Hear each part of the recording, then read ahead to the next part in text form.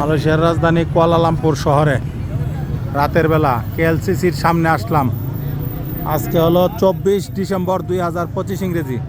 এ আছে মাসুম ভাই। ভাই কি খবর? ছবি তুলতেছেন রাতের বেলা টুইন টাওয়ারের সামনে।